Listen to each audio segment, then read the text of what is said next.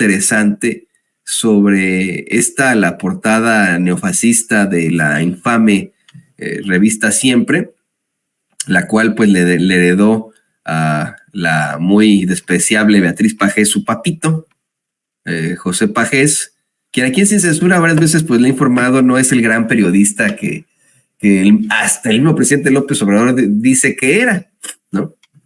Este tipejo, Pajés, en mi opinión, y a pesar de que tenga sus premios José Pajés Yergo, a pesar de que le hayan puesto monumentos en la Ciudad de México, estatuas, ¿no? La verdad es que pues era un personaje muy cercano a la ultraderecha mexicana. No se entiende cómo es que un periodista mexicano consiguió tener acceso a los principales líderes de la ultraderecha en Europa y en Asia a finales de la década de 1930 y principios de la década de los 40, entre la Segunda Guerra Mundial. Si usted no lo sabe, yo insisto con esto, el señor José Pajés entrevistó a Adolf Hitler, a su propagandista en jefe Joseph Goebbels, también entrevistó a Benito Mussolini, entrevistó el dictador italiano, el creador del fascismo, entrevistó al dictador español Francisco Franco y entrevistó al emperador, al general Toyo, Hideki Toyo, este sujeto Hideki Toyo que pues fue uno de los carniceros de la Segunda Guerra Mundial. A todos esos los entrevistó, más no entrevistó a los líderes de la alianza, de los aliados, a un Winston Churchill que tampoco era muy del progreso. Winston Churchill es uno de los principales representantes de la derecha moderada, se le puede llamar así, ¿no? En la realidad, pero bueno, no entrevistó a Winston Churchill, no entrevistó al entonces presidente de los Estados Unidos, Franklin Delano Roosevelt, no entrevistó a Charles de Gaulle, ¿no? Entrevistó a estos cuates y les hizo un perfil, pero bien bonito. Desde ayer le he estado leyendo uno de los extractos de la entrevista que le hizo a Adolf Hitler ese señor Pajés, José Pajés, o llamado Pepe Pajés, en la que pues mire, de la forma más desafortunada, describe a Hitler como si se tratara de la mejor persona, un gran titán. Se lo voy a leer otra vez, pues en caso de que no lo haya escuchado, porque es importante que podamos repetir esto hasta el cansancio, que usted lo tenga por ahí, que quede de alguna otra forma registro. Le voy a decir por qué. Tengo una persona aquí muy enojada, Joel Sánchez, diciéndome que eso ya lo dije ayer, que cámbiale eso, ya lo repetiste ayer todo el día. Se lo repito porque desafortunadamente en México, este señor, padre de Beatriz Pajés, de la despreciable Beatriz Pajés, es ensalzado como uno de los mejores periodistas que México ha dado. Y no es así. Lo ponen, bueno, pero en un pedestal al tipo, cuando pues tendríamos que hablar de sus cosas, de su cercanía con la ultraderecha, de esta entrevista en la que, mire, así como Ciro Gómez Leiva se pone de tapete ante Felipe Calderón, así como Carlos Loret de Mola se pone de tapete también ante Felipe Calderón, así se puso este cuate de tapete con alguien tan cuestionable en la historia del mundo como lo fue ese malvado de Adolf Hitler, a quien describía de la siguiente forma. Así lo describía José Pajés. Ataviado majestuosamente con su capote de campaña, Hitler da 4 pasos al frente y se para ante mí en seco. Sus ojos azules de color acero se clavaron en los míos.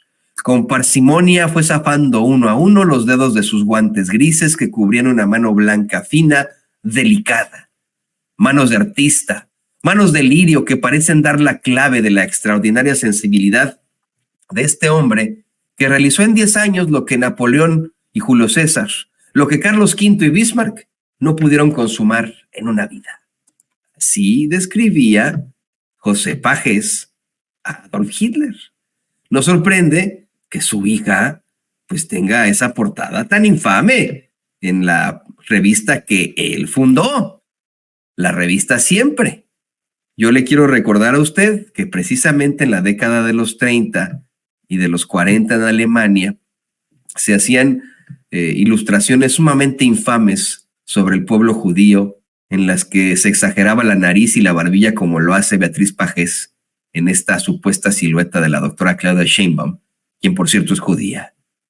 Una publicación en la que infamemente le ponen una banda con 5 suásticas, esa simbología que se apropió precisamente el Partido Nacional Socialista de la forma más infame y que pues nos explica de forma muy interesante Rafael Barajas el Fisgón, quien hace algunos años publicaría un libro muy interesante que se llama La raíz nazi del PAN, que le recomiendo muchísimo, porque efectivamente no solamente el Fisgón, se me va el nombre de este escritor, pero es un escritor de apellido Cedillo, que escribe un libro llamado Los nazis en México, si no me equivoco, que yo leí hace muchos años y que habla pues precisamente de las uniones sinarquistas que se fundan a la par del nazismo en México.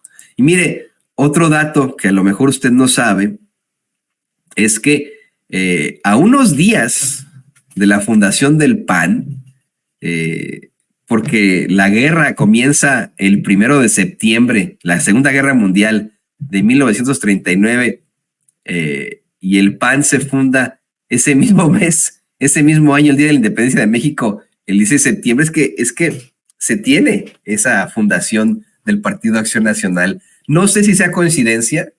El presidente López Obrador una y otra vez ha planteado cómo es que el PAN se funda como partido de choque frente a las políticas de justicia social del presidente Lázaro Cárdenas, específicamente las políticas de expropiación que tienen que ver con la expropiación petrolera.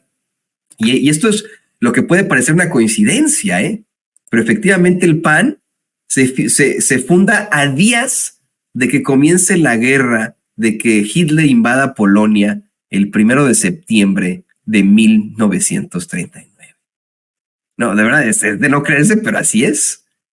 Imagínese usted, de la invasión nazi del 1 de septiembre, se funda el PAN el día de la independencia de ese mismo mes, de ese mismo año, en 1939. Para que vea. Bueno, aquí está el análisis muy interesante del Fisgón, Rafael Barajas. ¿Qué opinas de esta portada de la revista Siempre? Bueno, yo solo quiero recordar que en la década de 1930, el papá de Beatriz Pajés Yergo entrevistó a Benito Mussolini y entrevistó a Adolfo Hitler, cosa que yo pienso que no la podría haber logrado si no tenía el visto bueno de sus aparatos de propaganda, lo cual obliga a preguntarse cuáles eran las simpatías de Pajés con el fascismo en aquel momento. Si quieren buscar vínculos con el fascismo, que lo busquen en la familia Pajés.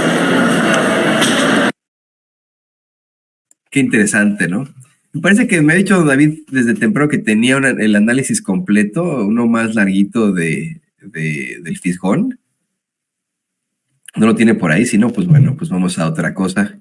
Antes de que me regañe la gente por solicitarle cosas a don David, porque a ver que no sé ni cómo pedirle, a lo mejor tengo que mandar mensajito ahí, es una reverencia. ¿Sí? Pero bueno, vamos a más. ¿Qué le parece? Muy interesante lo que plantea el Fisgón, eso de que las raíces fascistas pues vienen desde la familia Pajés, claro está, de esta circunstancia. Pero bueno, vamos a más. Le pido por favor al equipo que nos grabe